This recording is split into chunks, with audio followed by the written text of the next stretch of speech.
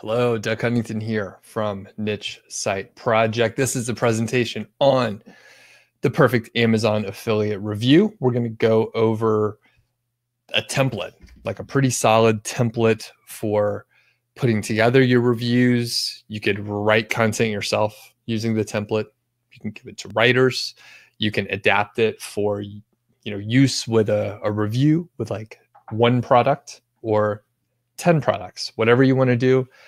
I'll tell you how to, customize it and basically just how to use this template. I'll show you in a few minutes, and give me a shout in the chat. Let me know where you're from. We have Mike, we have Arun, Peace. It sounds like people can hear me. Otherwise, folks would say, I can't hear you. So this is a good sign. It's always good when it kind of works. So the format today is going to go like this. So we do have a Q&A section that will be at the end. You can ask questions throughout, although I do recommend you, write them down and ask later. We have Santiago. What's up? Yes, I recognize your name. Of course, you're already a member of Five Figure Niche Site. Appreciate that and looking forward to working with you.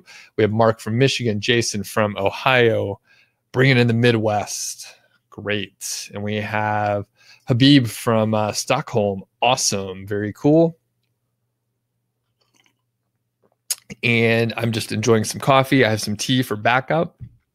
If you have attended any of these in the last, month or so, you may recall that I am getting over a cold, and I was fairly sick before. I feel much better, and I should remember I don't have to talk as loud as I normally do.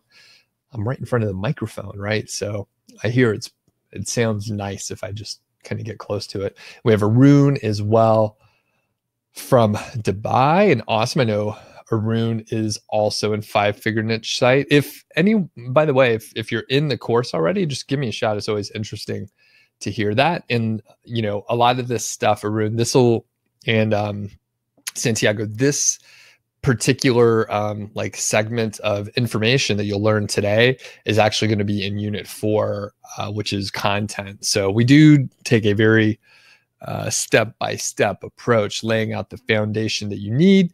We start very basic in the course and get more advanced. I'll actually talk a little bit more about it soon. We have Matt from Spain. We have Florian as well, and Julius from Nebraska. Awesome. Very cool. And I'm going to go ahead and get moving here. We have a handful of people on, and, hopefully they'll catch up quick. I talk about myself a little bit at the beginning to just establish some, credibility and stuff. We have Suresh, we have John also in the course. Very cool. And my man, Duke from the Bay. Very, very good to have everyone on. And again, questions are at the end. Just easier for me to consolidate that portion. Let's get into the presentation here. Boom. And let's see. Okay, cool. Amazon affiliate reviews that convert. We have Dami from Canada as well, which is very cool. Very international group. All right. Again, I'm Doug Cunnington. I'm the founder of Niche Site Project. I also have a YouTube channel. I think a lot of people probably that are watching a webinar are more into YouTube. Just curious, if you are a subscriber, let me know in the chat. Just say, hey, I'm a subscriber on YouTube. If you're not, let me know that too. Just curious. And then, once you tell me that, go ahead and go subscribe in YouTube. I will mention a couple things here. One, I know it's common for people to have multiple tabs open. All right, tons of subscribers. Fantastic. Mark's not yet, but hopefully I'll convince you by the end. Basically, it's common to have other things going on. You may be reading a book. Maybe you're at work. Maybe there's other stuff going on. I encourage you to focus up, pay attention, take some notes, get out a notepad. I've been using a lot of legal pads recently. They're just like legal pads are cheap, and you don't have to worry about like writing anything permanent. It's a great way to just like take notes. So I encourage you, get out something to write with. I think it's better to take hand notes versus like typing them out, even though it's slower. There are studies that suggest that handwriting is better, and you actually retain the information better.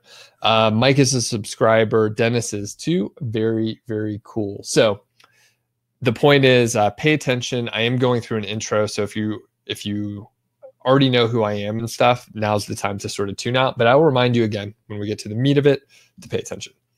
People can hear me. I do know that you can hear me. And another question for the group: have you created a site before? That'll sort of help me shape the content here. I know I recognize a handful of people on here anyway. But yeah, just let me know if you've created a site before and like what the situation is. So that's me and my late dog there, Brody, Beartooth Pass. I live fairly close to Yellowstone. This is one of the most beautiful drives in the world. It goes up like 12,000 feet or so, or maybe it's about 10,000 there, but great drive. That was a few summers ago. You can see the wildflowers. And at this point in time, that road's closed. In the winter, it doesn't open up until like, I think May or so. So it's snowed in. They don't plow it. There's probably 12 feet of snow right there. It's kind of crazy.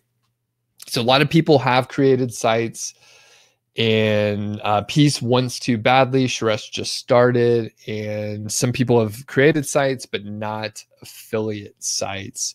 So very interesting. It's always a cool mix. And I assume if you have a site, you want to make more money. And if you don't have a site, you want to make some money and then make more money. So this should all help as we go through it. My past track record, and this is sort of the why you should listen to me stuff, right? Who am I? What right do I have to say this stuff? So I've created several niche sites, and a lot of them didn't work out. And I'll tell you about those in a second. A few of them worked out, and they worked out really, really well. So I think it's valuable to know the pitfalls. It may be even more valuable to know the pitfalls than, some of the other, just the highlight reel. I think it's often misleading. If you just see the highlight reel, it's like a recipe to feel bad about what you're doing. And it turns out everyone that has started out at zero, and then probably made some mistakes, figured things out, and slowly got better.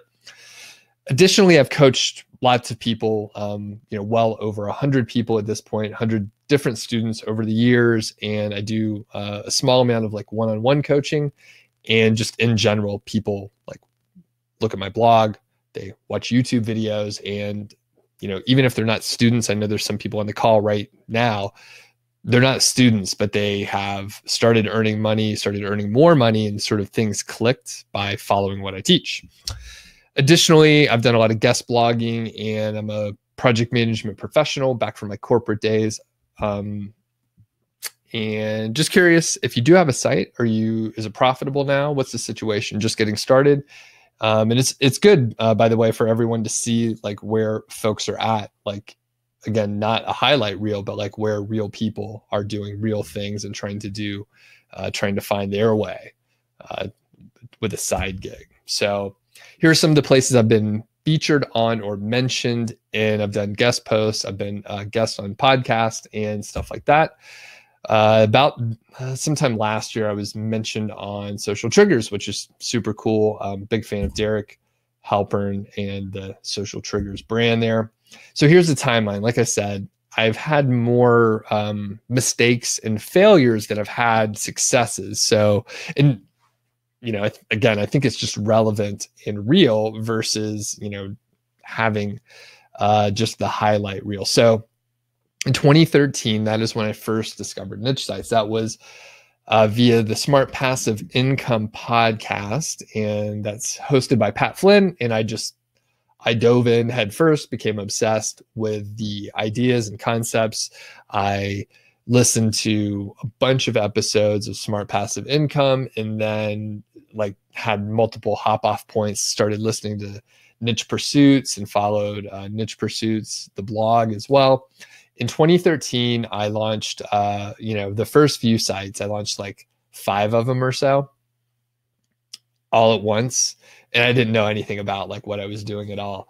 Turns out, one site actually got a decent amount of traffic, but I did like terrible keyword research. So it actually didn't make any money, or made like $1 a day or something, which, by the way, once you hit like $1 a day, you're like, hey, this is possible. And I see some people are mentioning, not making money yet, had a site that made 500 last year, and some people are making $20 a month. Some people made $4. We made $4, and he's only launched in January, which is cool. So that's awesome. Some people were making 300 to 500, 750. So wide range of success here. And the thing is, once you can make like $20 a month, you realize that you can, do more of the things that are working. Fast forward a bit. So I launched a site that actually worked out. It was an Amazon affiliate site. It was July of 2013. I launched it, and by December of that year, it made $6,452. So I thought, that's amazing. I'm going to quit my job. And then, of course, like all good internet marketing stories, my revenue went to zero after my site got penalized. Turns out, all my, mentors from afar, the people that I was following, like Pat Flynn, like Spencer Hawes, like Hayden at No Hat, and several other people. Chris Guthrie was another. Like, everyone was doing private blog networks and gray hat stuff. Even Pat Flynn back in that time period. And I was following them. I thought it was all good. My site got penalized, and I went from $6,000 in December to like $100 in January. It was sad. And I thought, hey, I'm going to kick up another set of sites. I'm going to repurpose the content. I'm going in hard. I launched 5 new sites, didn't learn my lesson. So I launched 5 new sites in 2014 and started getting some traffic. I knew more of, just what I was doing, and I had more of a budget, more confidence to invest. And I don't even know how much I spent, but I probably dropped, $10,000 investing in those sites. And by September, they were penalized again. That is the period of time where, I think Spencer Hawes at Niche Pursuits got caught up, and his sites were penalized. He swore off using any sort of gray hat tactics at that point. And, I got caught up in that mess as well. It was very sad again, because at that point, like, I didn't have a site that was making much money. Now, moving on, I eventually got laid off from my job of like 9 years in 2015. And I thought, hey, I'm going to make this affiliate site stuff work. So I got laid off. No real warning. My wife and I just moved from Atlanta to Bozeman, Montana, where we live now. The job market here is much less. The population is smaller. So Atlanta, like the metro area, is like 6-7 million people. Bozeman is like 45,000. The whole state of Montana only has like 1 million people. And it's like the 4th largest state for the geography buffs out there. The point is, it's much harder to find a job up here because there's not as many companies, there's not as many people. So I got laid off, and I thought, hey, I'm going to make a go of this online stuff. And through the last couple of years, I've done better. This is, still on an upward trajectory. I do list a site in June, the large green arrow that you see there. In June of last year, I worked on a project called Project Go White Hat, where I took a gray hat site, transformed it into a white hat site. That means it didn't violate like the terms of service, and sold it with a business partner, my friend named Rob Atkinson. We sold it for $235,000. Still boggles the mind. Additionally, I have another site occasionally I reference. It made about 70,000 last year. So real amounts of money. Some people may think 70,000 is not that much, and some people may think 70,000 is plenty of money. So wherever you fall, I think we could all agree 70 is a decent chunk of change for most people, even if you're, really well off. Like 70K means a lot to a lot of people. Okay, moving on. And the highlights here are, I have failed many times, and I think, one, hopefully it's a little bit inspiring. realizing that most people fail quite a bit and most people just don't talk about it. And then the other part is I learned a lot from the points in which they're the low points here. So I learned a lot in the screw ups, basically. So again, reminder, Q&A is at the end. If you have the memory to mark a question as a question, please do that. It does make it easier for me to see. It should be something like this here. So you can just mark it as a question versus a chat. And now is the time you should pay attention.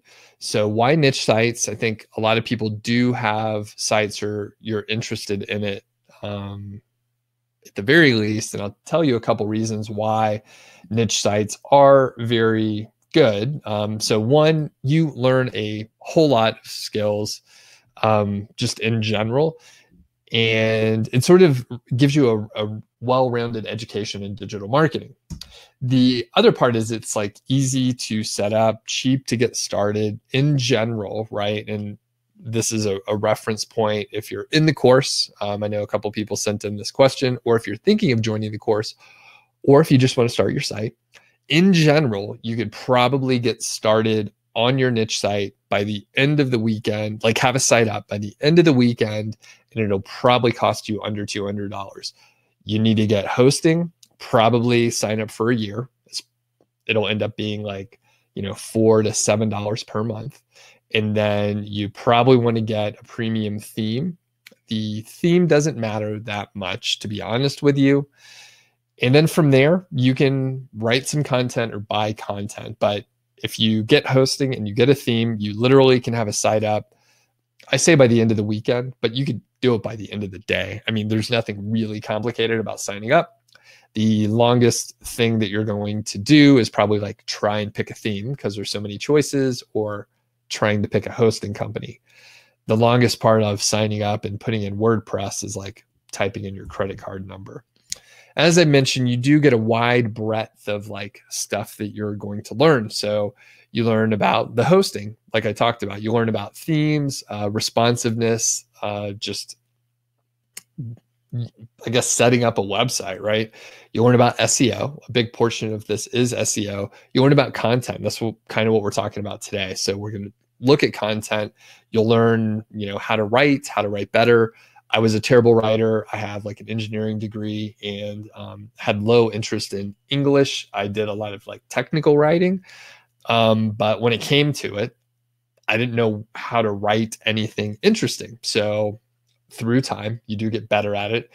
And the other part is, even if you decide you hate like the niche site concept, the affiliate model, if you can set up a website, you can sell that as a service, right? If you know how to get traffic to a website via SEO, that's like you can have a full-time job doing these things if you know how to, provide a service to someone. And literally the steps that you learn, again, it provides like a well-rounded education in digital marketing wherever you want to focus.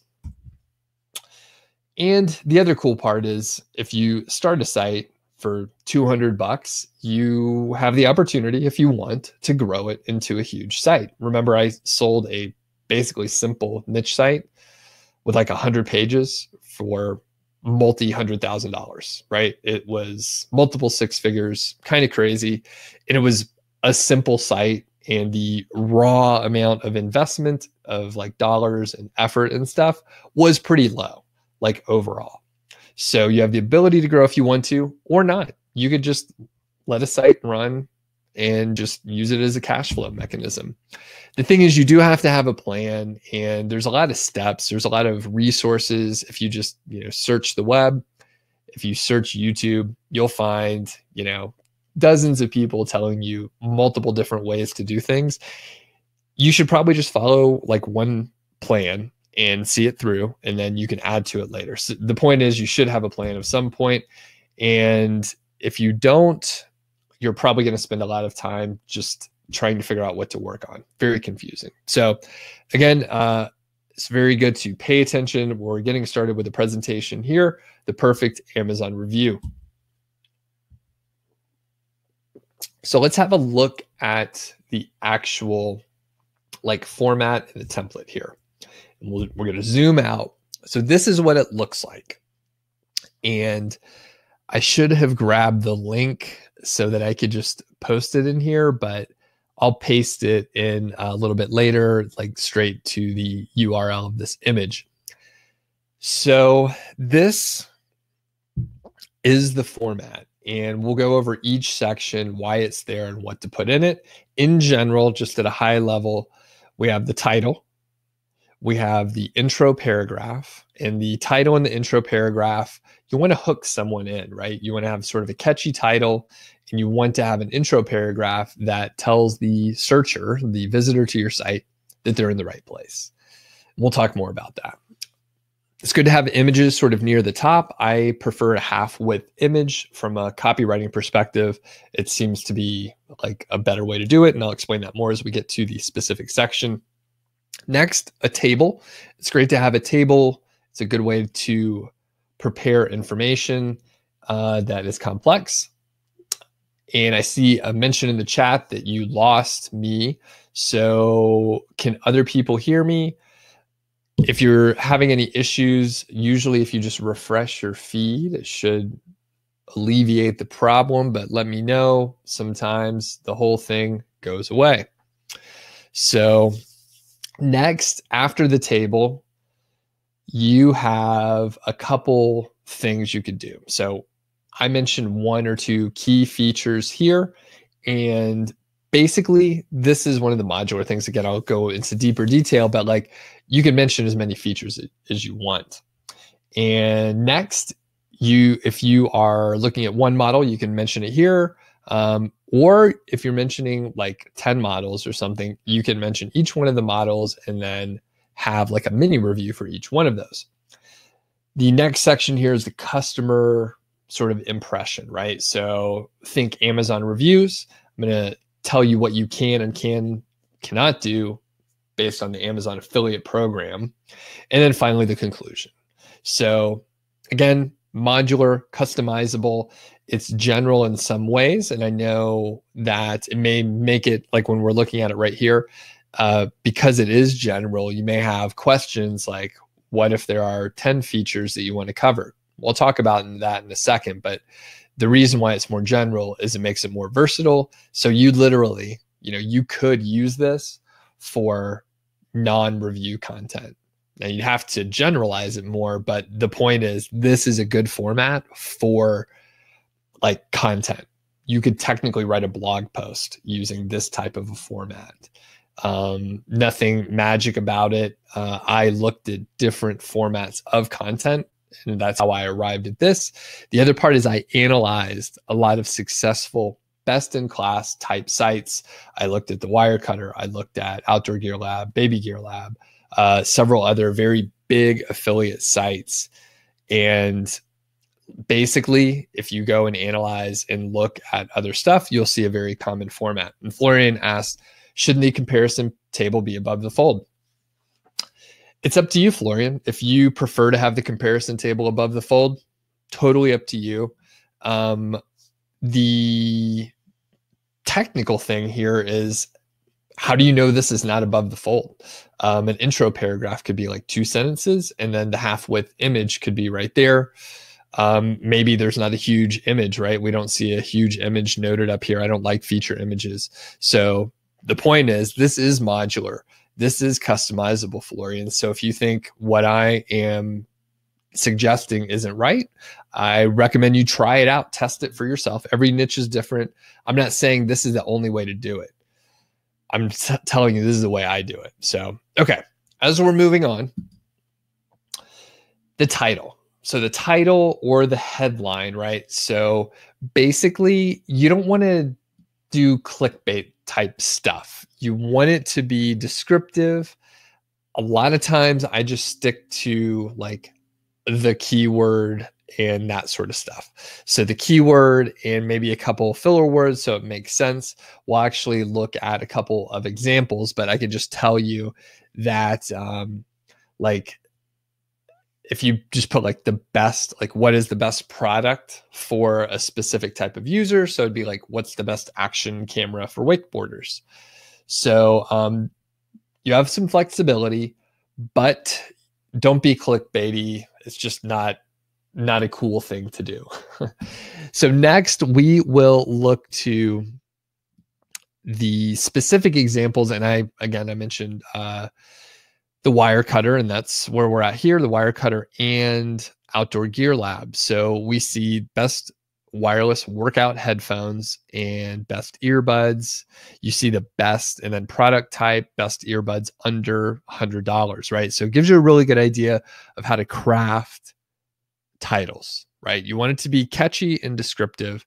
And then as we look at some of the Outdoor Gear Lab, we have best snowshoes of 2017 for deep snow and trails. So a specific product, we have best, a specific product, and then for a specific type of usage. You don't have to recreate the wheel here. If you just go look at some sites, then you should be fine. Next, and I see, again, a couple other questions. I will come back to them. Overall, again, it sounds like people are having some connectivity issues. A lot of times it's because we're located at far distances, like you're just so far away. So there is a replay. You'll get an email with a link later. And a lot of times that, you'll be able to buffer more effectively versus this live stream right here. Sorry for any issues you're having. I tried to reboot earlier, so I am not on Wi-Fi. I'm literally connected to the fiber in my house. It's right under my seat. Okay, next is the intro paragraph. This is where you hopefully hook the people. And my general format is looking for the best product type for a user type. So once you have that, then you're like qualifying the people. So are you looking for a specific product? Then you're in the right place. And then you should put this in your own words, but basically if you have that sort of information, you're telling the people you're in the right place. A lot of times it's very connected to the keywords that you're looking for and the user type. I recommend you do add a call to action with an affiliate link within the first 3 or 4 sentences. Now that helps get people over to Amazon quickly, and you shouldn't mislead them. Again, you shouldn't tell them like find the best price, the lowest price ever, or anything like that. But you could say, here's my favorite. You could find it on Amazon if you click this link. And again, I'm going to give you an example here. So we have the action camera mentioned from the wire cutter. So they have a call to action and they have an affiliate link in the first paragraph. So again, this is effective. This is a best practice. I do recommend that you do that. And as we're going through, next is image. So again, having an image does 2 main things for you. You're able to break up the text and not just have a wall of text. The other thing is if you put a half width image, like I described, you end up with a shorter line. And that means people can read it faster and they'll start scrolling down. When they start scrolling down, they kind of keep scrolling down. And the image helps make that line shorter. This is like a copywriting thing. So if you study copywriting, if you study some of the old direct response type copywriting stuff, they try and make short lines so people read it quickly. And once you start reading, hopefully you'll keep reading. The second great thing that the image does is it helps the visitor know that they're in the right place. Again, most people kind of want to see what the product looks like. And if it lines up with what they expect, that's a good sign. Helps it be more engaging, more interesting, and they know they're in the right place. So normally I do use that half width image and I do put a caption, I do put an affiliate link, and we could actually see that the wire cutter does a similar thing here, their whole feature section, and it's filled with affiliate links. So there's The image is an affiliate link. We have an affiliate link on the text, and we have a button here. So I skip the graphics and stuff and the button and basically just have the image, and then I'll have a caption with an affiliate link. And I do see some questions related directly to the stuff we're talking about here. And let's see. Okay, Nick asked a question. So Nick, remember that question for later when we get to the features, okay? And then on the titles, are those generic titles? Will Google rank you if someone already has it? How do you go about switching it up to make it more unique? So, and I'm just going to click back. I think, right? So some of these are generic, but most of them aren't. So best Wi-Fi router for most people, best Wi-Fi mesh networking kit for most people. Yeah, some of these best earbuds, that's too generic, but do your keyword research. And if you know what you're targeting, that may be appropriate. I usually don't do that. I'm more likely to go after best snowshoes for deep snow and trails. But yeah, basically you would want to make it specific to the keyword in which you're targeting. So don't, here's the other thing. In a general sense, let's go high level again. Let's zoom back out. If you just copy stuff from other places, it's probably not going to work. So yeah, you're right. Best headphones 2017, probably not really good to go after. But if you understand the principles behind what people are doing, you can take those principles, apply them to other areas, apply them to your titles, your niche, and all that stuff, and you'll end up with something unique that you thought of, and that is indeed important, right? We don't want to just have a cookie cutter site that's not going to get anywhere. So through everything that I'm mentioning, if you think, hey, I'm just going to copy someone else, you're going to always be behind that person or group or site or whatever. You'll always be behind if you're just copying people. And Nick, not to suggest that you were talking about copying people, but just remember, yeah, these are generic, but you shouldn't do generic stuff. You should take this template as a starting point, make it your own. All right. As we're moving on, images, Suresh is asking how many images are good for any blog post. All good, complex answers. It depends, right? As many images as it needs to have. I would say at a minimum, you have 2 images. At a maximum, however many images you want. So it depends on what you have access to, what kind of images you want to put on there, all that stuff. But how long does content need to be? As long as it delivers the value to the visitor, that's how long it needs to be. So it depends. All right. And I'm going to keep going. Some of the questions, if you are asking questions and they're more general, remember them and ask them at the end. So it will be better, trust me, if we wait. All right, next, comparison table. So Florian asked about the comparison table. Where should it be located? And again, this applies everywhere. It should be located wherever it needs to be located. Oftentimes, I find it good to have a small table after sort of the intro stuff. Now, do you want to have it above the fold? I would say no. I don't think a table is really good to hook people. If you go look at best-in-class type sites, this is the Wirecutter. These are the Outdoor Gear Lab. These other big ass sites, right? There is not a table above the fold. They are using narrative. They're using their copy to draw people in. You want to tell a story early on somehow, even if it's, hey, I was interested in these products and I didn't know which action camera to get. So we investigated and looked at a bunch. Here's our findings, right? It hooks you in. A table, it's just a bunch of data, right? And we'll look at some, but I don't think putting a table above the fold is the best way to do it. And I've never tried it, right? I've never tried to put a table right at the top, but I encourage you to check it out if you are interested. I don't think it'll be the best way to do it. All right, tables. The best way to illustrate and summarize data in a small area is with a table, right? So if you have technical specs specifically, which almost all products will have some kind of tech specs, you'll see what I mean in a second. You'll be able to summarize the data and compare multiple products is literally a comparison table. So if you're able to put that in a small view, it can help someone make a decision.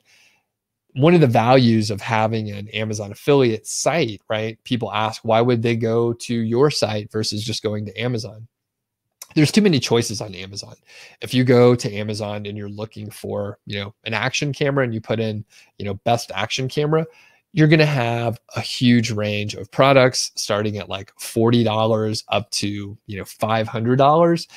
And it's really hard to compare the specs. And if you are, I just picked action cameras because that's the example we use here, but like any product, there are dozens and hundreds and maybe even thousands of options that you can make on Amazon, and people don't know what to pick.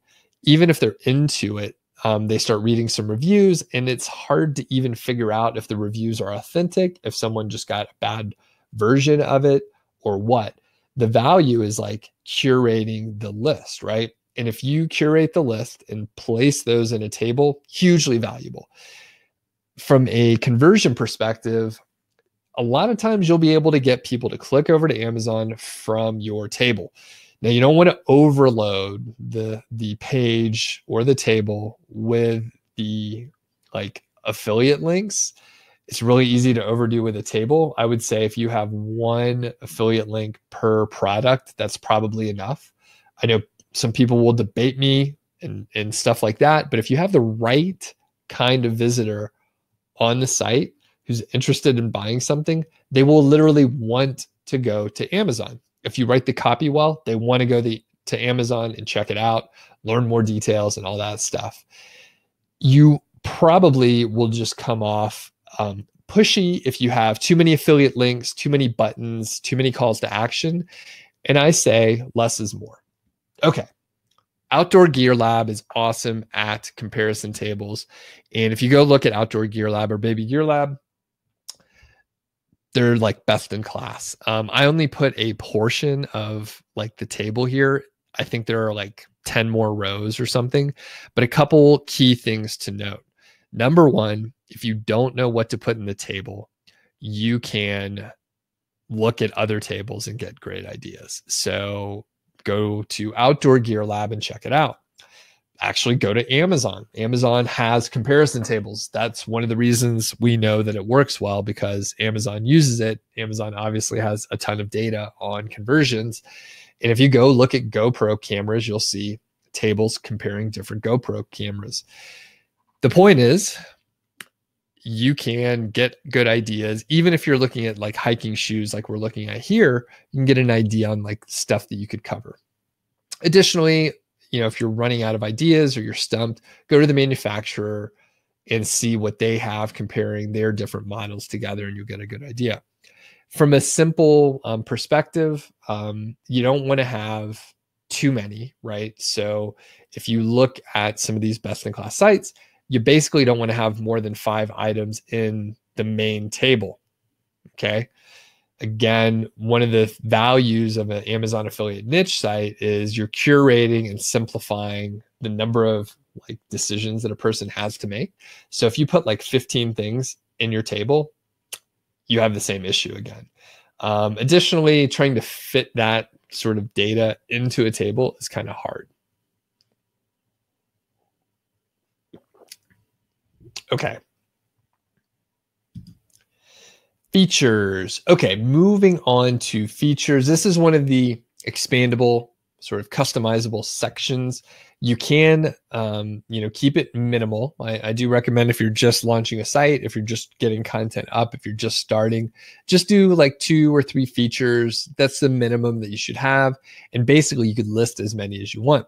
So some complex products, like an action camera, a GoPro, there's a bunch of different features. I don't have one of those devices, but I can imagine, you have resolution, you have battery information, perhaps you have frame rates, you have wireless capability, Bluetooth capability, waterproof, specs and stuff like that. So just me making up something where I don't even know about the product, I came up with several different features, of which you could probably write hundreds of words, potentially even thousands of words for each one of them. It's a great way to beef up your word count. And it seems like a stretch to have like a dozen features or something with long explanations. But if it's something that an owner would need to know, it's fair game to mention. Again, if someone's going to drop $500 on an action camera, they're probably into it, right? They are going to spend some time reading about the topic. They're going to really want to understand the difference between one model and another model. And if you talk about that, you're providing value. And we could see here from Outdoor Gear Lab. So here's like the opening for a feature section. So again, we're talking boots here, so not tech stuff. There's a comfort section. So they talk about the nuances of the comfort for this boot. There were actually like 4 paragraphs, I think, for this particular one. And if we, think back to the number of boots they were comparing, there were 10. There were only 5 in the table, but there were 10 total. So if you can imagine now, right? So each one of the boots has 3 or 4 paragraphs just on comfort. So if you think about that, you realize there's a lot of content out there. Next, features and specs for each model. So this applies mainly, of course, if you're reviewing more than one model, more than one product in a single review, which is common. And then you could break out each model and describe it. Now, basically, you can format it in a way where you have like an image of the model if you can. And then maybe you have some sections, like a mini review for each one of the models where you have the features, right? So the features that we talked about in the previous section, you can provide the technical specs. I recommend using like a bulleted list or a numbered list. If you want to, you could even put another table with the tech specs. Again, it's much more interesting and easier to read like the size, the weight, the resolution. I'm just making up stuff. Or, I guess like the capacity, the bandwidth, or whatever product you're dealing with in a table. We really don't want to read like weights and dimensions in paragraph form.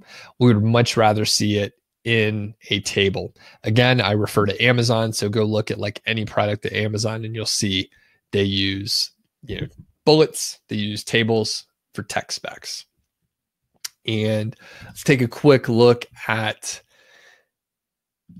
the wire cutter here, and you'll see that the wire cutter, has little call out featured sections. And they're actually, quick note, they have the best action camera for most people, the specific user. They have an action camera for a budget, and then the best action camera that's stabilized with the best quality and 4K footage, right? So they qualify their different types of products and who it's best for. All right, Peace is asking, what do I mean by Wirecutter? It's a website. The Wirecutter is a big affiliate website, so that's where a lot of the sample stuff is coming from. Next, customer or user impressions. So these are one of the reasons why Amazon took off. People wanted to hear what a real product was like to own and use, and people want authentic and honest reviews. And that can be hard to find. If you think back before Amazon and before the internet, basically impossible. You would just have to read the feature section of a product, and it's just, a few sentences. You really didn't know what to expect. So if you mention what real owners think about the products, then your readers will be happy. Most of the time, you won't have access to the product. After all, not everyone can go buy 5 different action cameras and test them. So the main thing to remember is you can't copy the reviews from Amazon. Again, you can't copy the reviews from Amazon. It's against the terms of service for the Amazon Associate Program. So if the only thing you remember is like not to copy the reviews, don't copy the reviews. Amazon owns the copyrights. It's their content, and it violates their terms of service if you copy it. So generally, the best way to work around is to read multiple reviews, research the products, and go read like some forum reviews or other reviews from like the manufacturer's website or wherever you can find reviews. And then you summarize and consolidate that information.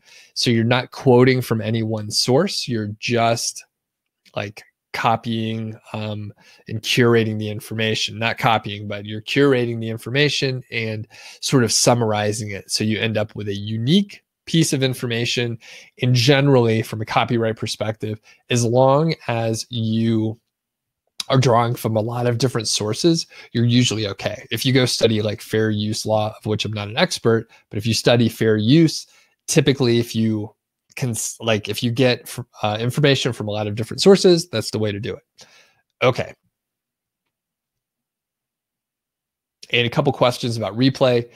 So yeah, if you're on here now, you're going to get a link in a few hours, and you'll get the ability to watch this again. And it will eventually be on YouTube, but I don't know when. Maybe as early as tomorrow, but as late as potentially several months from now. But probably I'll probably do it soon. Okay, so basically the idea here is you could provide a lot of value and a lot of interesting information if you consolidate the information. Just remember, you cannot copy Amazon content. That's a no-no. They don't like that at all. Last, the conclusion. So this is where you summarize. Of course, I like to have another call to action at the beginning of the conclusion. And if you think back to just like writing an essay or something like that, I mean, a lot of this starts like that. Like we try and hook people in. We talk about, our points that we're trying to make in the middle. We talk about the different models. We talk about the features. And then at the end, we're going to summarize what we talked about, basically. And I like in that early portion of the conclusion to have another call to action similar to the one at the beginning. So we want to encourage people to go to Amazon. And then, of course, once they get there, Amazon can convert them well.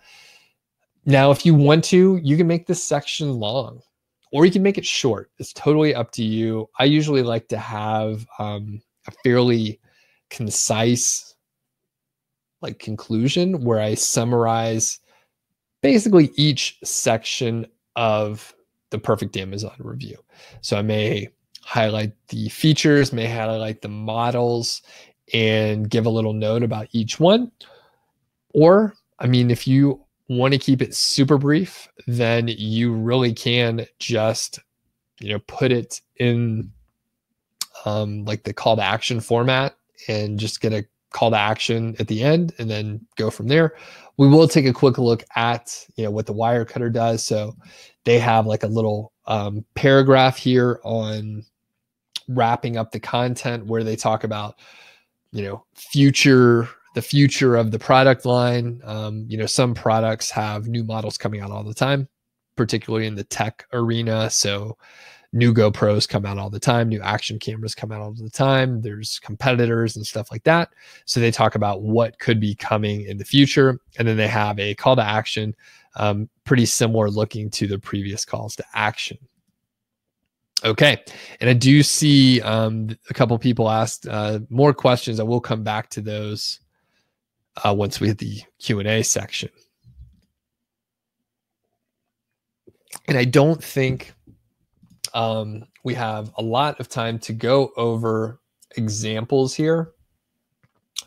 But we'll look quickly at if this works for me here. To go to car seat answers. So this is like a bad review. Okay. I'm going to go real quick here. This is a bad format. So this is like their homepage. So first off, their homepage is an affiliate thing, which an affiliate piece of content, which is bad. So they have an image at the top. That's fine. They have a reasonable hook. That is also fine. But as we scroll down, the first thing that I notice is there are no affiliate links. I'm more than halfway down already. There are no affiliate links yet. No affiliate links. This is insane. And this first link here goes to a government site. We are 3/4 of the way and we still haven't had an opportunity to go to Amazon. Here's the first affiliate link right here. So you don't have to hit people over the head with affiliate links, but that means that they believe their content, 80% of their content here is so good that people would read all the way down. That is not, good. The other couple things, there's no table. They're about to compare several products here. So they're comparing products and they have a comparison chart on another table. This is just like a poorly done site. So it looks fine. It's visually appealing. A couple other things, they don't use any subheadings. So like for each one of the models that they're going over, they should have probably used like another subheading similar to like this subheading here. And we can quickly get a look here. This is an H4 tag right here. So it's an H4 subheading. So they're kind of like not using the abilities of providing a hierarchy within an article at all. So there's no table. There's not many affiliate links. Again, they probably should have just put one near the top and said like, here's my favorite. Here's the best one that, through our research, here's what we determined. They didn't do that. They don't mention, I'm just going to double check. They don't have any like user impressions. They don't have, they're calling out certain sections here. So best site impact, that's like the feature section. So good on that.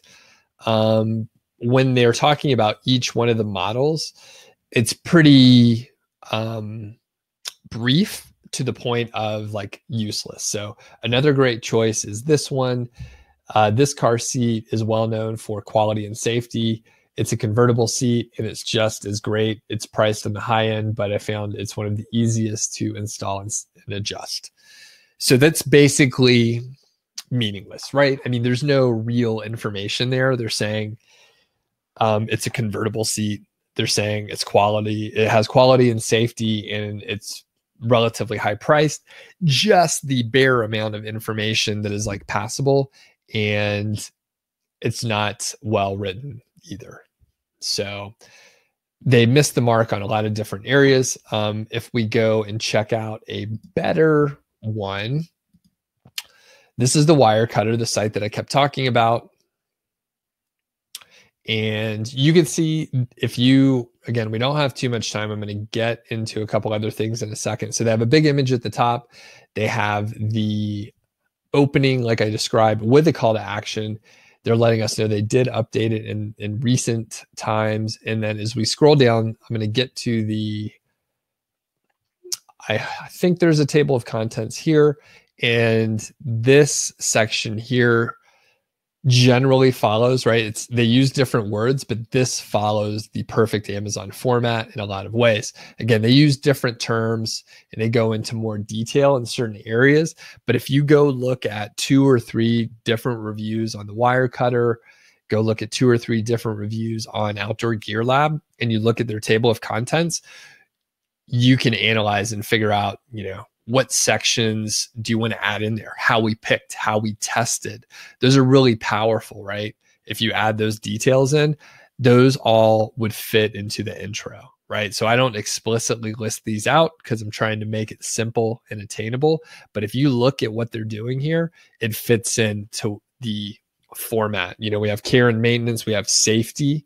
Those are features, right? The competition, those are the different models. So it all fits in really well. And if you generalize what you observe on the Wirecutter in their different reviews, you'll see the format that I have outlined. Okay. Next, and I do see the questions coming through, and I am going to get to them in a moment. I do have a little bit more content to get through. So it's rare. Five-Figure Niche site is open for enrollment. It's open this week. We have a number of people on this presentation who are students. You've enrolled. I appreciate it. I'm excited to get started with you. The course officially starts on Monday. Enrollment is open till the end of the day tomorrow. This is, the course that gives you basically the process on how to start a site. I'm going to go over quickly the content. So there's a lot of information in there. I'm going to go quick. And, a lot of people have been through the course. The course has been, proven as useful. People can actually take the content and get results. So the principles and the techniques and the strategies, they don't just work for me. They work for people going through the course. If it just worked for me and, people that are experienced, not super useful. Very useful if, a new person can make it work. So unit 0 is setting the stage. This is mindset. This is showing you what's possible with niche sites. Units 1 and 2, I go over research, keyword research, niche selection, brainstorming. Competition analysis is huge. It helps you understand if it's a profitable niche. It helps you understand the kind of competition you're going to be facing. And, there's a system to it. There's a, set of templates and exercises that you go through. Next is units 3 and 4, where you set up the site and then you work on content. So again, the stuff we went over today is a lot of the is sort of the foundation of the content. And then I help you understand how to write the content. I help you understand how to hire people. And a lot of people are quite busy. You may have a little bit more, money than time, particularly if you have a full-time job, family, that sort of thing. And if you're able to outsource pieces of it, it really helps you leverage that basically ability to purchase the content, just to be blunt. Unit 5 is applying to the Amazon Associates program. And it's surprising a lot of people actually get rejected to the program because they don't know what to have on their site. So I go over what you need to do to apply and, the most common things people get rejected for. Unit 6 is about promotion and outreach. And really it comes down to link building. Now, link building is needed. All right. So is it possible to create a site without doing link building? It is. It's better to build links though. And I teach you how to do it in a systematic way and I keep it simple. Unit 7 is scaling and growing. So after you have your first site out, what do you do after that? Should you grow it? Should you build a portfolio of sites? And I'll tell you now, most of the time, and I highly encourage people to focus on one site and grow your site bigger. So units 0 through 7 are included in the basic package. That's the core set of information that you need. Units 8 through 12, I'm going to talk about now. Those are more advanced. Those are the, basically the stuff that you won't need until, 6 months to 24 months, right? So you'll see how quick we get advanced. We started at keyword research and brainstorming. Unit 7 is about scaling and growing. Unit 8 is gray hat strategies. It's more of a survey of gray hat strategies and helping you, be aware of the tools that are out there. I don't recommend gray hat in general because of the risk involved. However, it works, right? There are certain things you could do and they work really well, like private blog networks. And I give you the core set of information that you need to, delve into it and, take a stab at it. Next, unit 9 is expert interview. So I went and interviewed, I think we have 6 people, a breadth of experience. Some have smaller sites, some have larger sites, some have a portfolio of sites and a full team working with them. And you get to hear how they do it. So each one of those interviews about 40 minutes to an hour or so, and you can get tons of information just from that. Unit 10 is list building. So I love email list building. The biggest mistake that people make is when they first launch their site, they think, hey, I'm going to build a list because people tell me I need to have an email list. It turns out you're spreading yourself too thin. If you don't have a certain amount of traffic, you're wasting your time. You need to focus on getting traffic. You need to focus on keywords, content, and promotion. And when you hit a certain level, and I would say that's 500 to 1,000 visitors per day, then it could be interesting to do some list building. And I show you how to get people to sign up for your list. I tell you what to write, how to deal with autoresponders, how to, encourage people to sign up and want to be on your email list and not spam them. And I mean, email lists, it's fun. I think it's one of the more fun parts. Is it funner or more fun? Of like marketing, and you get to practice copywriting, you get to practice, just other stuff. And it is advanced. Again, if your site is probably less than a year old, you probably don't even need to get into list building. Next is beyond Amazon. So I talk about other affiliate programs. There are, an unlimited number of other affiliate programs. I typically stay away from them, but they are useful in certain cases. I talked to 2 successful people who have been able to integrate other affiliate programs and diversify their income. Next is around 6-figure exit. So this is selling a niche site the right way. I, do have experience. Like I mentioned, I sold a site for $235. So I talk about that process and the things you need to look out for, the timeline, right? If you're selling a site for 100,000 or more, you need to plan like a year ahead of time, right? You need to treat it serious. You need to start early. You can't, start a site and in 6 months sell it for 6 figures. Just not going to happen. There's a lot of stuff you have to think about. That is what Unit 12 is about. So if you are interested in 5-figure niche site, you can go to 5figurenichesite.com. I'm not going to push you there or force you there, but if you're interested, you can check it out and, join the community, get started. Last, the Q&A. So without further ado, I'm going to answer some questions now. And I'm going to scroll back. Cool. I see a lot of questions in here. So I'm going to scroll back to early on because I skipped some. I'm going to answer them as fast as I can. I sometimes go on a tangent, but I'm going to try and keep it tight today. Okay. So early on, Nick said, what key features are you talking about for the overall topic, not specifically for each product, sort of like the metrics you're basing a review on? Okay. So for the features, I'm going to use the action camera example. So for the key features, it would be like the resolution, it would be the frame rate, it would be, lens, like focal length and other details like that.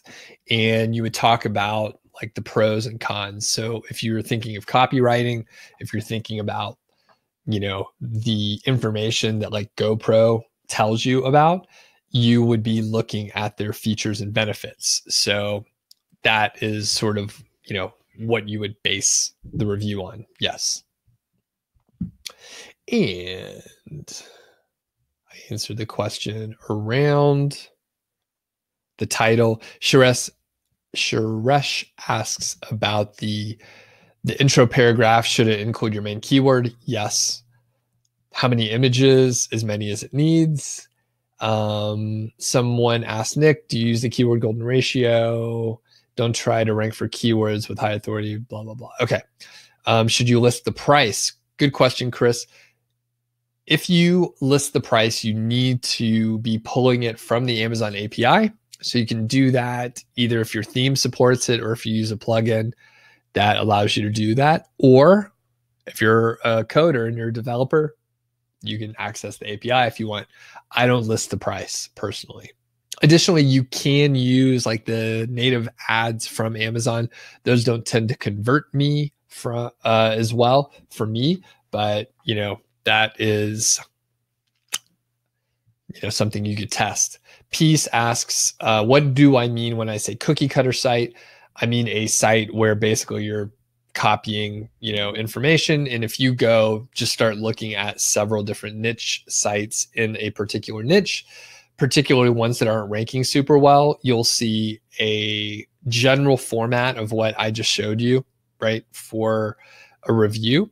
And it'll be like 1,000 words. They'll have 5 products on there. Nothing is in depth. Nothing's interesting. They literally, hired a writer. They said, put these 5 products in, and it kind of just looks like a site that was churned out as quickly as possible. That's what I mean. Mike says, colored or symbols in the table, blank or gray, either convert better. No clue. I don't really mess around with split testing, but I encourage you, right? If you have a lot of traffic on your site, say 1,000+ visitors per day, you can do some split testing. You can see what converts better and potentially get an answer. I have no idea. Just from my point of view, I keep things simple. I usually don't use buttons. I usually use, normal colored links. I will bold the text links, and I just keep it straightforward. Habib says, do I recommend comparison plugins? There's one, I think it's like Azon WP or something like that. WP tables. No, it's Azon tables. A friend of mine, Alchemy Coder, put that out. It's good. I personally use an HTML table generator because I don't like using plugins. So Chris, that answers your question too. Basically, I just try and use as few plugins as I can. Plugins slow down your site.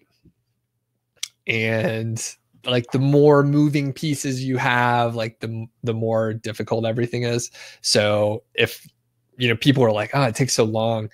It's like a word processor. Just Google HTML table generator, find one. And it's like, you just paste in your information. You can format it how you want. And then you copy the code, put it into WordPress, and you have like a beautiful responsive table that loads fast. It doesn't have to be complicated. Okay, as we're scrolling down, George says, do you ever write a review of a product you didn't test? If yes, how? Funny thing, I got this question a couple times in the last few days. Almost all of the products I don't own. So what you do is you study the product, study the features, read other reviews, and write it from there. So, it's fairly straightforward. A lot of big sites, actually. There's one called LifeWire, and it's clear they don't buy all the products like Wirecutter. The reviews aren't as good, but you can provide commentary about a product before you hold it in your hands, even if you never do. Good example, if you think about the iPhone 10, right? Or any iPhone. Oh, my dog is dreaming down there. She's having a little dream. I heard her bark. So basically, now I'm talking quieter, so I don't want to wake her up. But basically, you will see this from Apple all the time, other products as well, but Apple, I have Apple products. So basically, they talked about the iPhone 10 like a month ahead of time. They tell you what's on there. And then if you go look, if you Google it, right? If you go to YouTube or if you Google it and you search for iPhone 10 and you look for the date range before the iPhone 10 was released, you'll find all sorts of information, a bunch of people, a bunch of experts who are talking about products that they never had. Literally, they could not have had it because the product wasn't even out yet. So it's not actually a big deal. I know it may, like before you start doing it, it seems weird, but you don't have to have the product ever. Most of the products that I've reviewed never had them. And that's how you can get writers to do it for you. Suresh says, what sort of content is written in information articles? Usually it's like how to do something. So that's the easy way to think of it. If you need ideas or inspiration, I recommend going to one of the larger sites in your niche, see what information, like informational articles they have, and then it gives you an idea of what people are looking for. Then you ask, should you include links to products and informational? Yeah, if you want to. And then how many links should we place in it? As many as you want. Stelio says you would like to know how you separate the niche site. In online courses, there are different options where the niche ends and the micro niche starts. Can I please have an example for what is a niche for you? Example, tech, computers, tower cases, if I were to make a site. Okay. Good question. I like the way you phrased it. I appreciate that you thought this through. I like that. Sometimes I get questions and I can tell the person didn't think about it before they asked. No one here, by the way, no one here. I was thinking of someone else. Questions today have been solid. And okay, so Stelios, basically, I think like the micro niche sites with like 10 pages, I don't recommend you do that. I think that is small thinking, and why even start it, right? Times are different now, and no one is, to my knowledge, that knows what they're talking about is recommending that we start 10-page sites. So here's what I would do. Love your example. Maybe I found tower cases, right? So I found like tower cases. I'm interested in them. The keywords are great. The price point's good. Everything checks out, right? You need to brand the site in a way that allows you to expand. Most people would say what I talk about is actually an authority site. It's the popular term, but it's really just a branding thing. My site's a niche site project, so I say niche sites. Other people, they're branded around authority stuff, but it turns out my sites are like hundreds of pages long. So what you want to do is you want to brand it for, say, computers, or I would probably just brand it for computers. And then you have a general brand where you can expand if you want to, and then you focus narrowly for the first 6 months or so on the tower cases, which you've identified is a good niche. Once you have the content around tower cases and you've done the promotion around tower cases, you can move on to laptops or, Chromebooks or whatever. So focus narrowly, brand yourself in a way that allows you to grow. Okay. Suresh asked the same question again. Okay, so sorry, I'm just catching up, folks. And how many affiliate links? Again, however many you want to put in. I recommend less is more. If you are looking for a specific number, I would say if you had one affiliate link for every 250 to 400 words, that's probably good enough. P says, does Amazon allow getting emails or customer contact? I'm not sure what you're asking. If you want to rephrase that. Matt says, do I cover how to choose a domain? Yes, I do. It's rare. I assume you mean in the course, but I could quickly tell you if I generally recommend people just start with a new domain unless you're an expert in, buying auction sites or you have an established site or something like that. If you do start with an expired domain, you need to know how to make sure it's clean. It has a good background. Oftentimes these days, that means buying it from an auction, and that means it's not actually expired. It's, kept active. But if you're able to, the best case scenario is to buy like an established blog that's poorly monetized and then start placing content with the expertise of an affiliate marketer. And then you'll be able to rank more quickly. In fact, a friend of mine is, she's in a totally different niche. She has been blogging for 10 plus years, and I helped her shape some content that's affiliate minded. And she took her, revenue from, I think maybe like $11,000 in 2016 to $22,000 in 2017, and she's looking to double it again because now she has like specific data from her site, and basically she's able to rank stuff super fast. Suresh, how about embedding videos in an article? Yep, highly recommend it. Arun asks about the plugin. I just do the HTML table generator. Julius says multi-niche or micro-niche. Does it matter? Can you clarify your question? I'm not sure what you're asking. Just says, what do I refer to as a keyword? Best magnetic whiteboard is long tail. Is that a keyword, or is whiteboard the keyword? The keyword, usually it's like a keyword phrase. So the best magnetic whiteboard is the keyword. Okay. Santiago says, how can content manager put in affiliate links?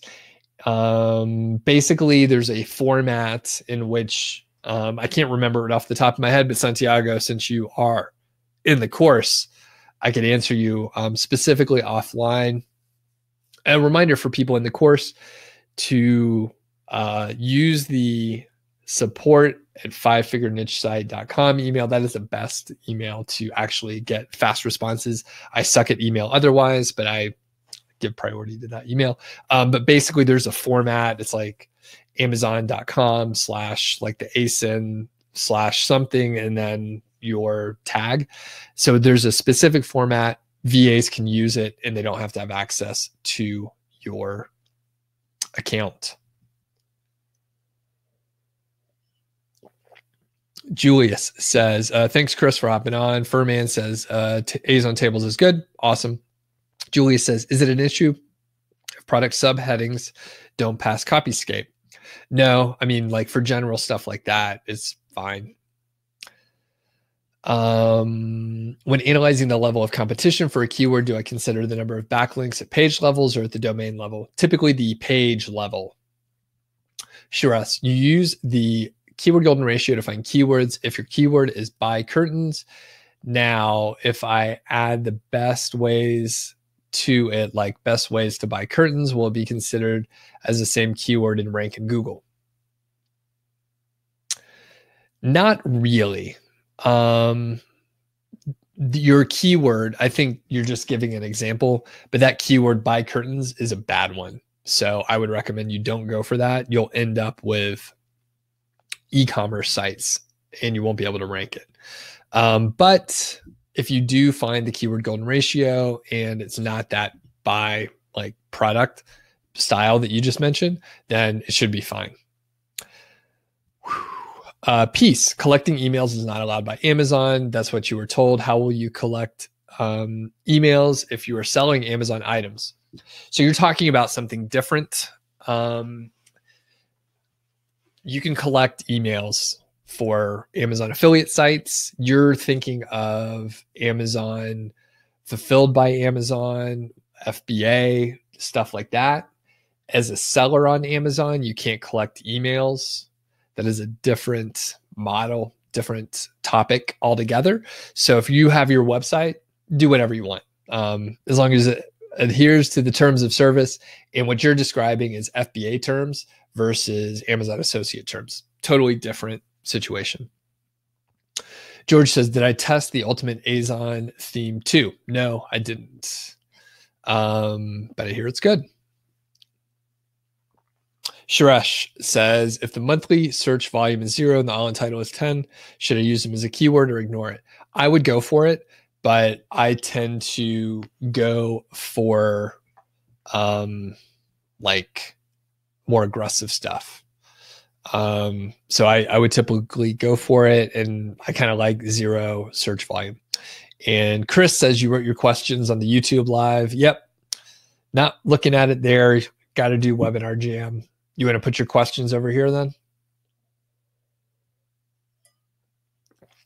Yeah, I guess, a lot of people tell me they like the YouTube format over Webinar Jam, but I obviously get more control doing Webinar Jam. It's not particularly cheap either, so I do use Webinar Jam pretty much all the time, a few times a week. Julia says, like the wire cutter has many different niches or a narrow niche like doghelpers.com, broad versus narrow.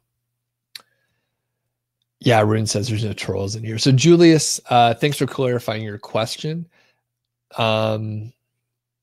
Basically, it's up to you.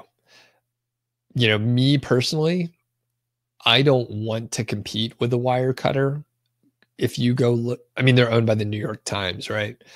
If you look at their staff, they have like CEOs and it's a big company, right? So if you have the budget, if you have the stamina, if you're thinking a 5-year plan and you want to have like a multi-million-dollar site, then yeah, you may need to go into something more broad. But I will tell you, a couple years ago, it was very popular to do top 10 type sites because 1 or 2 people were like, hey, I did top 10 sites and they did great. So there was a groundswell of interest in top 10 sites. And I saw at least, a couple dozen people that like started top 10 sites. They contacted me and they said, hey, I started this site. I have like 200 pieces of content. I put in lots of money. How could I get traffic? And I was like, I don't know. That's like way too competitive. So unless you're in it for the long haul, like they should have planned further. But they were trying to copy someone. Like back to my point before, if you're trying to copy someone exactly, and they were literally trying to copy another business model, another case study, like they got to a point and they're like, I don't know what to do. They were always behind the people that did like a top 10 style site. A few people like made some money, but by and large, they like lost steam and they stopped. So my recommendation, Julius, is to pick a niche and then like hone your skills there, like figure it out, like understand what you need to do. If you want to take another shot at it, if you want to do like a bigger site with a lot of topics, then, you could look at it in the future. Maybe you'll be able to reinvest into it. But in general, most people aren't cut out for that.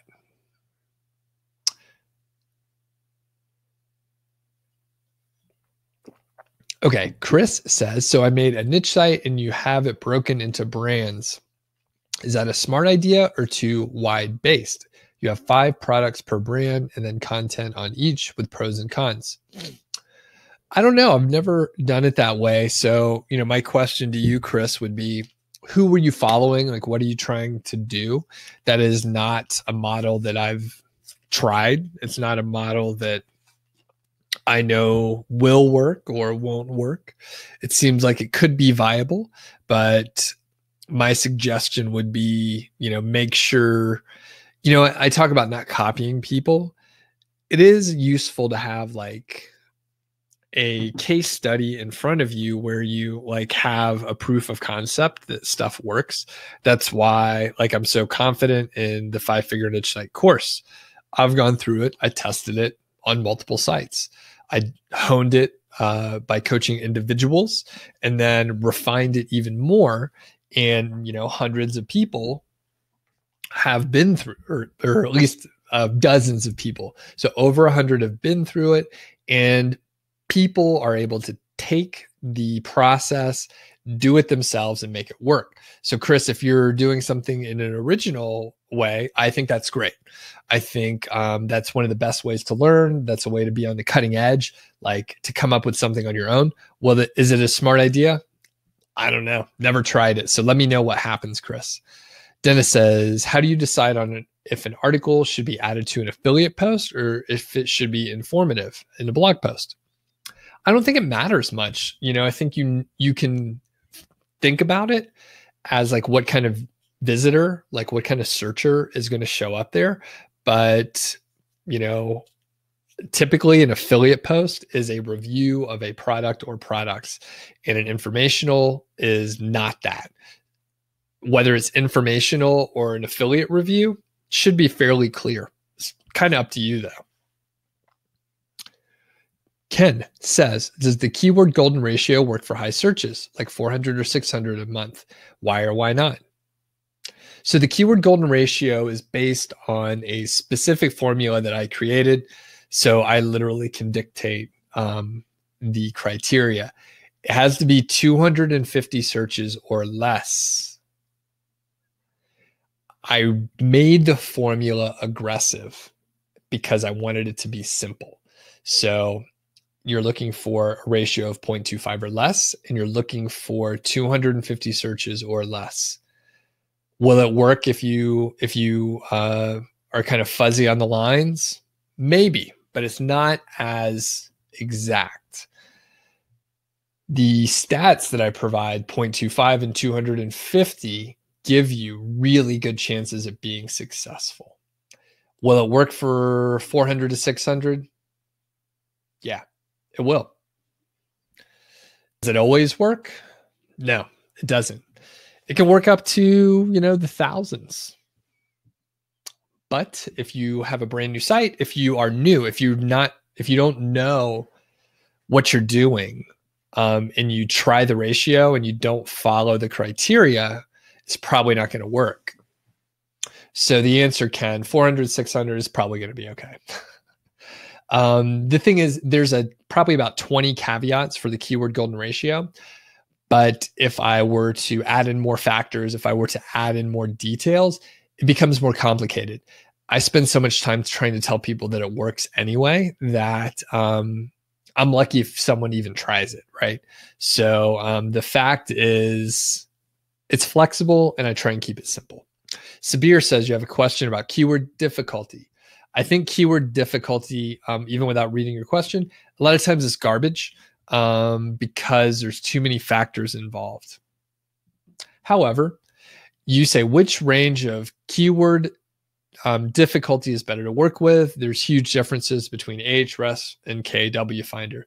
No clue. You should probably take a look at it yourself. People were very into the KC number, the keyword competitiveness of Longtail Pro, and I think it makes people lazy. You want to look at a number and you want to know how competitive it is. And the keyword competitiveness number in Longtail Pro was quite useful early on. But as soon as more people start using it and everyone has the same data, it becomes less valuable. So I think there are too many factors, and each niche is a little different. So I don't know which one's better. Ahrefs is awesome. Love Ahrefs. I don't use KW Finder. Probably, and you folks let me know in the chat. I have thought about checking out more keyword research tools, give them a test run, shoot a little video.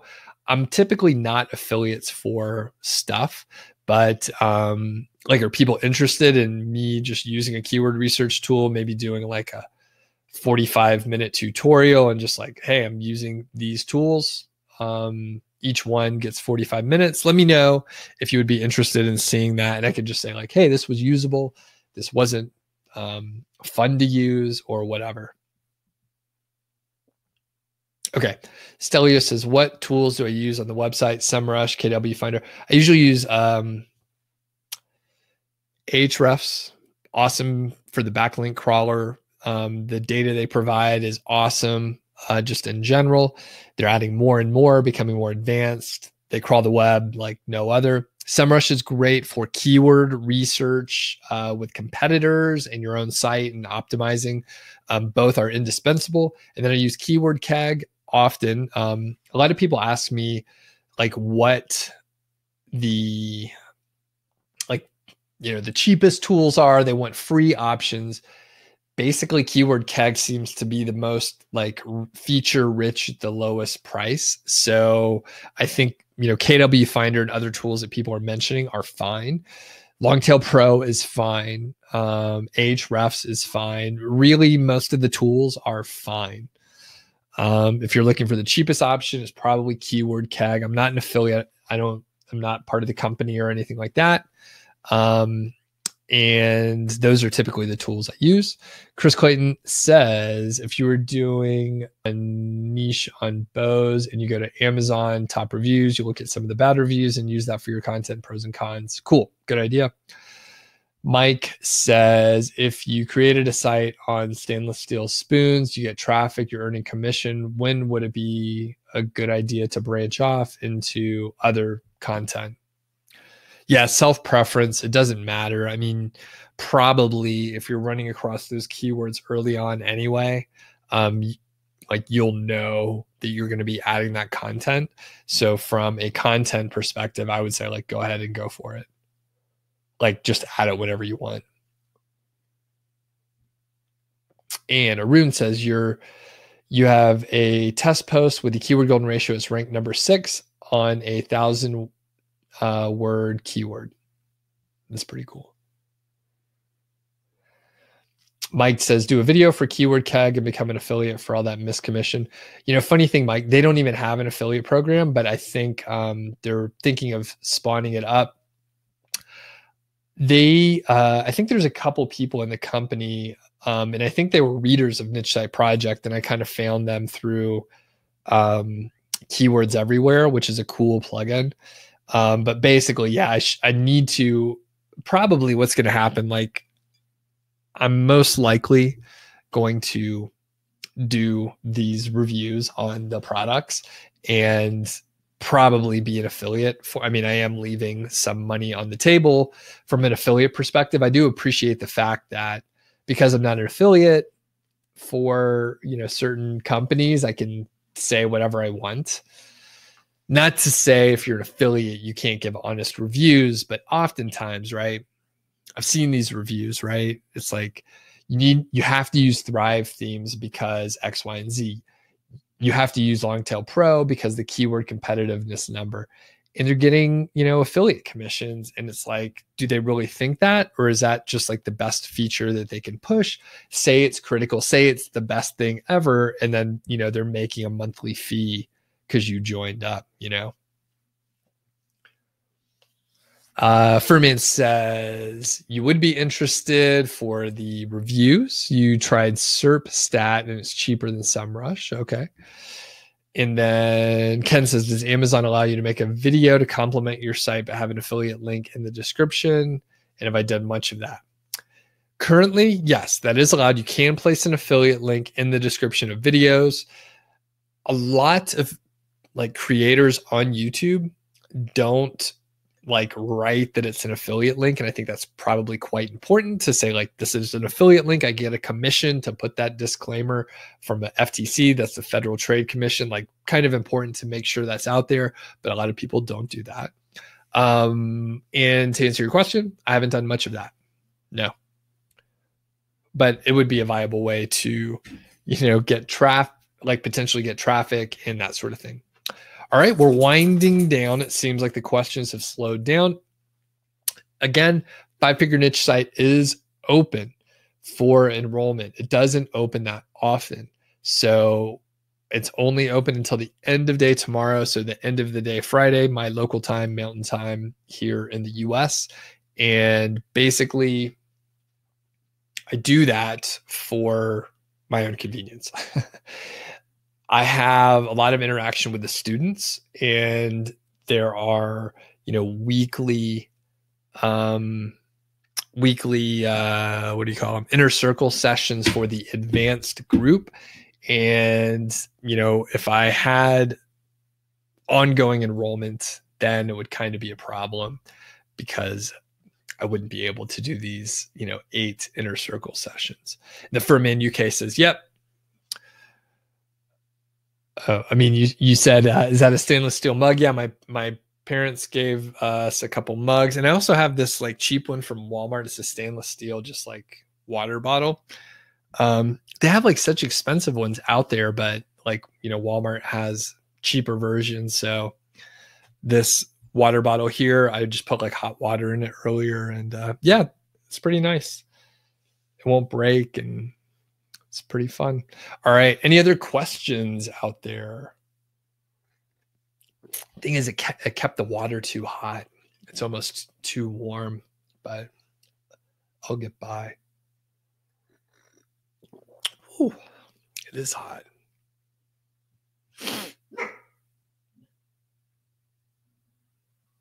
Okay, Ken says, do we have the option to upgrade from the basic course to the next level in a couple weeks? Not, so it doesn't really work that way. And I think Arun had a similar question. So because of the like content and the participation within the course, like you can't really upgrade and like go back in time, right? So like you would miss out on certain pieces. Now that said, it could be possible. One of the luxuries I have is like I'm the only one in my company, right? I'm the only one in the business, so I can literally make decisions, give access. So it doesn't really work out well to upgrade. So again, the inner circle sessions, those go by quickly, right? So you end up in a situation where you will have missed out. Now, it is possible to get some of the other content, right? So I may look at that on a one-on-one basis, but like because of the content, and if you go look at the sales page, you will see like the basic versus like the advanced. There's a tremendous amount more content in the advanced. So if you can swing it, I would highly recommend doing that.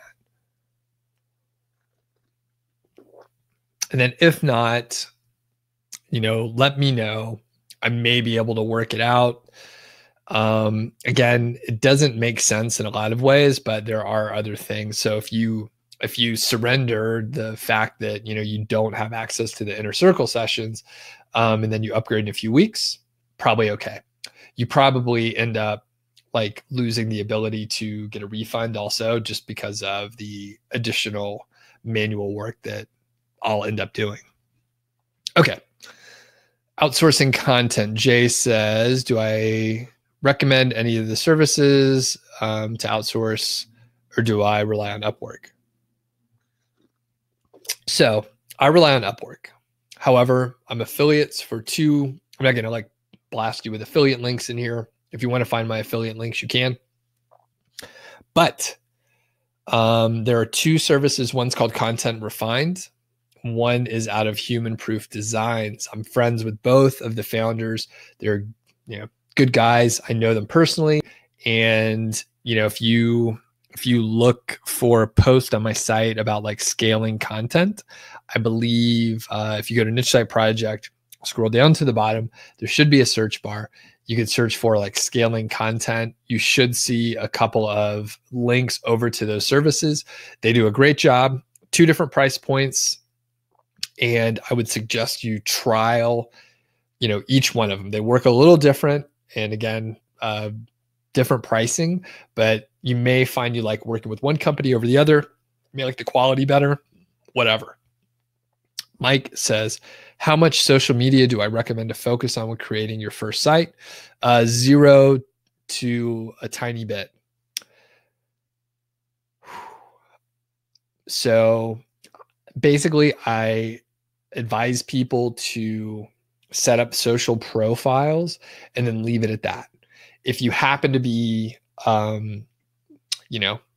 fan of a particular social media and you enjoy it, you can like focus on it, right? You can do some Facebook stuff. You can do Pinterest, Instagram, whatever you're into, you can do that.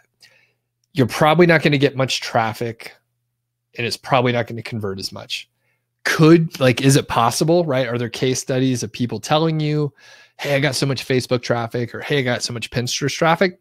Yes, there are case studies of that. You will find that they spend a lot of time and effort in those areas. So that's why I say, if you're interested in Facebook groups, if it's a topic that you're into anyway, sure, go for it.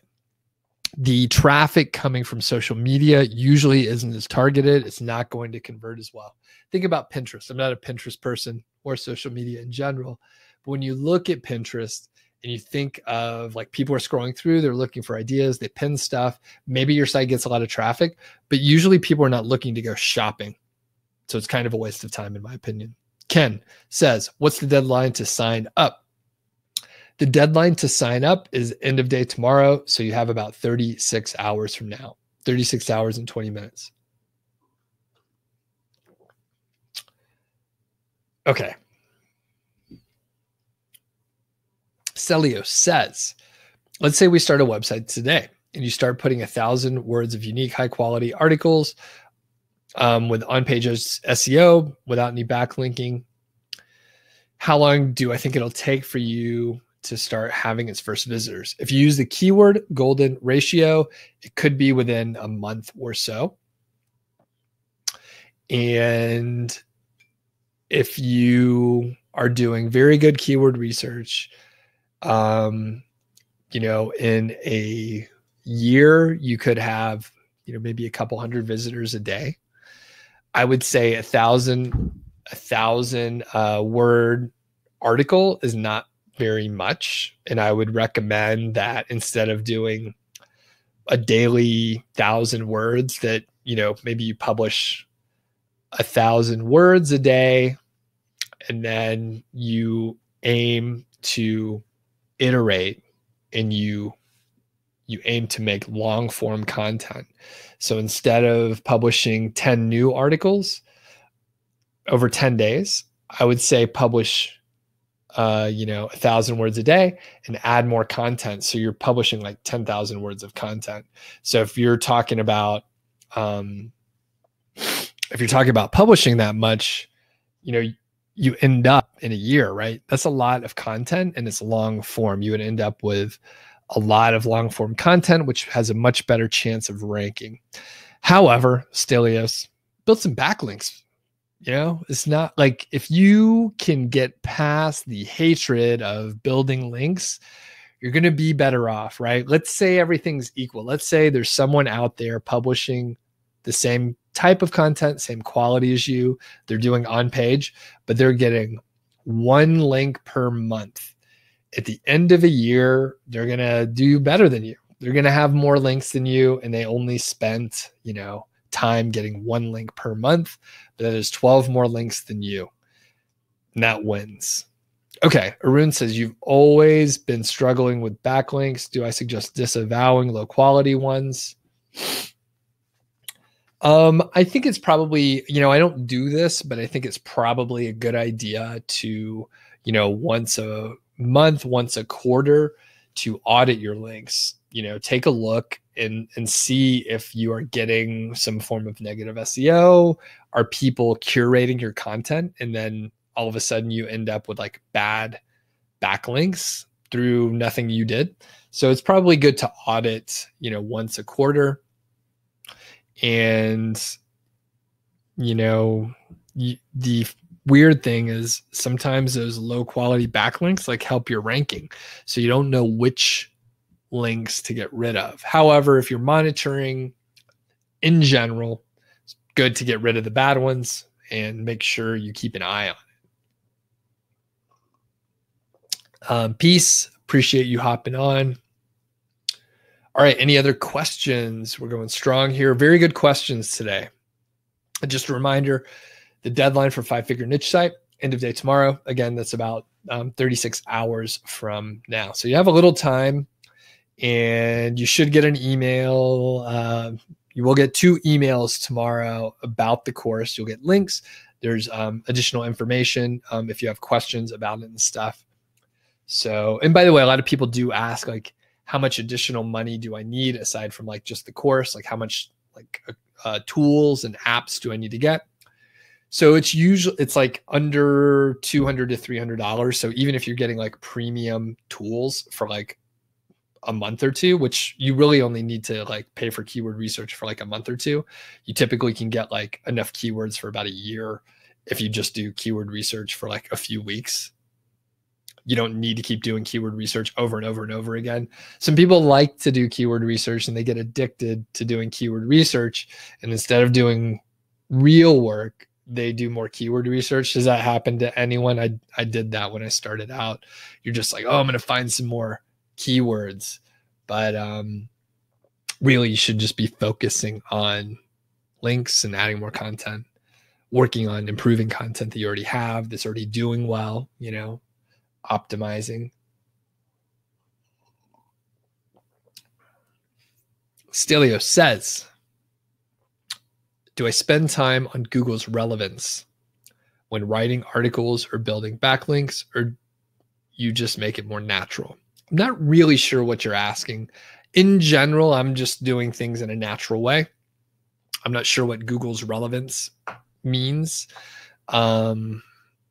It's possible that is a thing or a tool. They have a lot of tools I don't even know about. Habib says, would a magazine type of site work with this formula? It should. You know, I don't 100% know what you mean by magazine type site. But in general, you know, if you look at like, here's an interesting thing. If you go look at Business Insider, right? So it's like a business website, right? A magazine style website. They have like affiliate reviews. So apparently they realized that they could rank for a bunch of stuff. So if you go look at Business Insider, they have like weird affiliate reviews on stuff that they don't know anything about. And no reason to have like those kind of reviews. Go check it out. So in general, yeah, if you have a site, you can use the ideas. And again, that's why this whole affiliate site model is so interesting, and why I tell people, you know, give it a shot, right? You may not learn everything that you need to know about marketing, but it'll give you a taste of like so many different areas that you'll be able to, you know, find stuff that you like. And potentially, right, the real magic happens when you combine the skills that you already have. This is like higher level, different stuff. When you combine the skills that you already have and you stack, let's say, well, I'm not creative, so I'll just use my own example. I'm a project manager, right? So I got my PMP certification, project management professional from PMI for my corporate job. When you combine like some skill that you have, maybe you're not even that great at it, with say internet marketing and content, all of a sudden it becomes really interesting. Let's say you're a content person. Let's say you actually are a magazine editor and you've been like a director of content. So you know content really well. You know how to manage a team of writers. Well, if you learn how to create like affiliate content and you understand keywords, even if you're not that great, if you put the skills of being able to manage a writing team together with just some very basic skills of creating an affiliate site, well, that's pretty interesting. Let's say you also happen to, I'm just going to make something up that is not an actual niche, but let's say you love, or maybe it is a niche, I don't know. Let's say you're super interested in aviation and you're a pilot. So you know how to do content, you know some niche site stuff and keyword research, and you also love flying and aviation. You put all that together, you have like a unique combination of something super interesting that not many people can like copy. I'm a project manager. I know organizational stuff. I've built teams before. I've scaled teams. I know how to onboard. I wrote processes. I also did like management consulting. So we like went into companies that needed a specific problem solved and we analyzed everything and provided some solution. Turns out not a lot of people have that background and internet marketing. I didn't happen to be a really great, management consultant. I became pretty good at project management over, 8 years. I was terrible for the first 5, pretty good for the last 3. And then I just learned about internet marketing in the last 4 years. So I'm getting a little bit better at internet marketing now.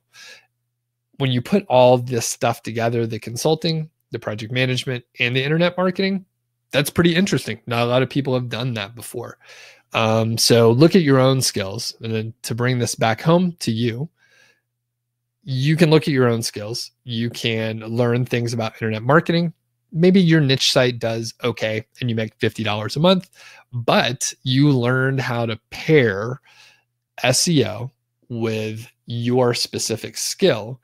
And now you can go to, let's say you're a carpet cleaner or something. I have no idea. Let's say you're a carpet cleaner and now you know SEO.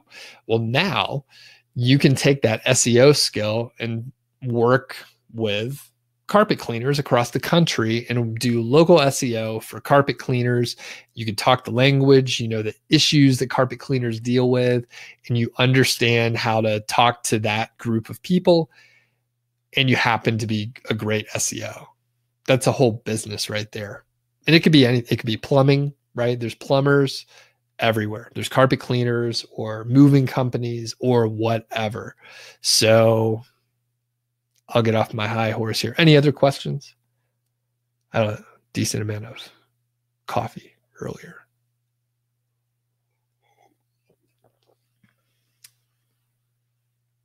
And I see, you know, we still have a handful of people on. I have been, about a year ago, I was talking more about doing a podcast. And maybe I'll do like a live stream later today, since this is the tail end of a different topic. But I'm looking very seriously again at doing a podcast and just similar content in a lot of ways to what I'm doing on YouTube. But I would also be interested in doing like more general entrepreneurship, more productivity topics. So I would want to cover maybe like 1/3 of affiliate marketing, and then, you know, 2/3 other topics, like bigger picture topics and stuff like that. Maybe like that little rant that I just went on about stacking skills. You know, I didn't make it up. I heard it from multiple different sources, but when you start talking about like specific examples, it's really clear. Like, you know, and I think I'm a good one because I'm not the greatest project manager. I wasn't the greatest consultant. I'm an okay copywriter, but like all together, like it's an interesting combination of skills. So in the chat, anyone interested in like a podcast by me, would you listen to me talk more? It's probably a stacked deck here. Oh yeah, and I can put the link for the template here. So let me grab that for everyone here.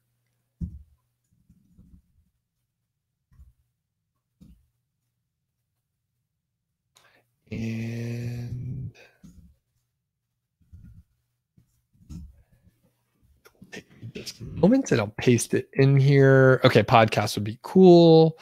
Okay. Yeah, you know, like I said, at this point, it's like the people that have been sticking around for a very long time. So I guess I'm like I'm asking the group that already likes what's going on. Now, the interesting part, right? So launching a podcast, I've never done. And I do know that I would want to have like a, you know, what do they call it? Like a street team, right? I would want to have people where you helped me launch it. You helped me promote it. And like, you know, I would launch with as many episodes as I could. And like, I would need to get a review. I would need you know, to help me out to launch it, to spread the word. Because the goal would hopefully be to, you know, get a lot of buzz from the get-go. So, and Jason, cool, good to know. So I listen to podcasts on the drive to work, and you would check mine out. Yeah, and here's the interesting thing, and then I'll shut up because this is purely self-indulgent at this point.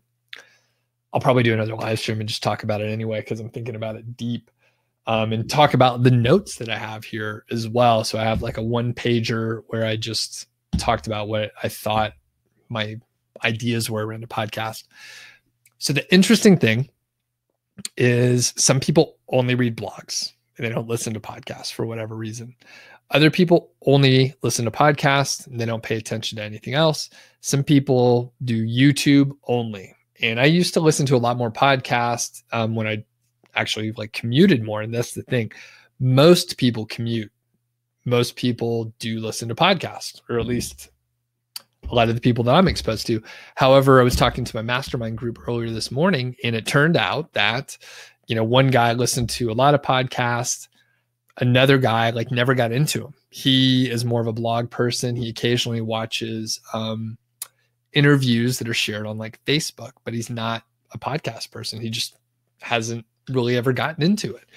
And, you know, my take is, there are some people that find everything. So I kind of find everything. So Noah Kagan's a good example. So I read his blog stuff, I listen to the podcast, and I'll watch his videos. But some people only consume one of those. And my thought is, if I put it all together, then some people are going to find everything and that sort of thing. And then other folks will find me for the first time. And maybe they would never watch YouTube, but they do listen to the podcast. Okay. And Dennis says you like YouTube more.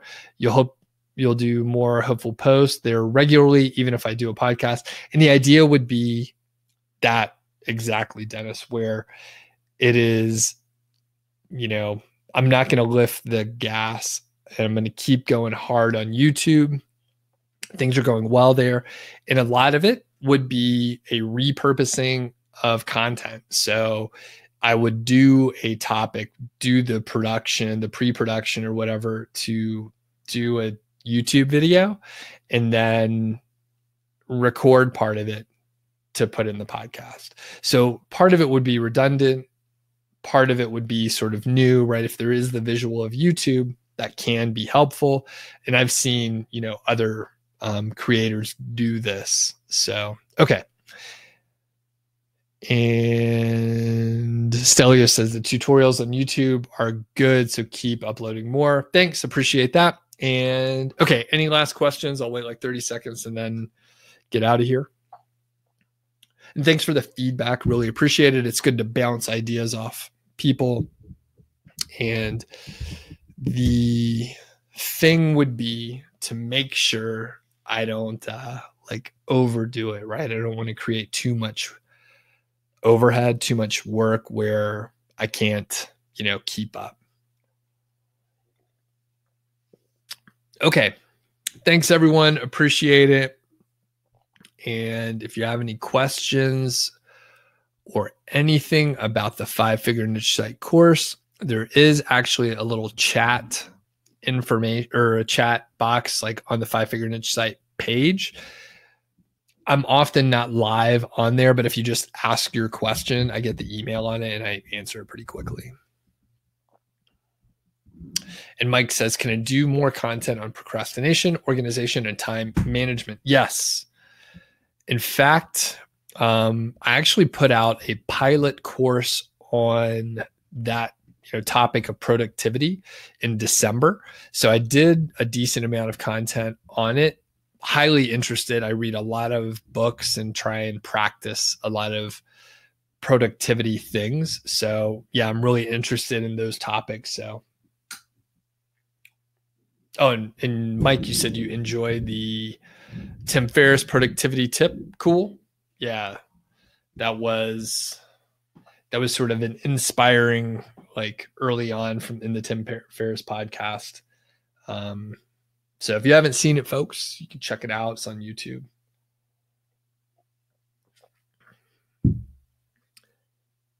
And last thing I'll mention, Mike, I could tell you for the podcast stuff, there's a whole box on productivity, project management tips, apps, different experts I could have on, and just dealing with these specific things, like dealing with procrastination. So there's a whole section of content where I'm people are interested in it. I'm interested in it. And there's obviously a market for it. So definitely on my list. Cool. Thanks everyone. Thanks for sticking on for so long. And we'll see you around the blog and on YouTube.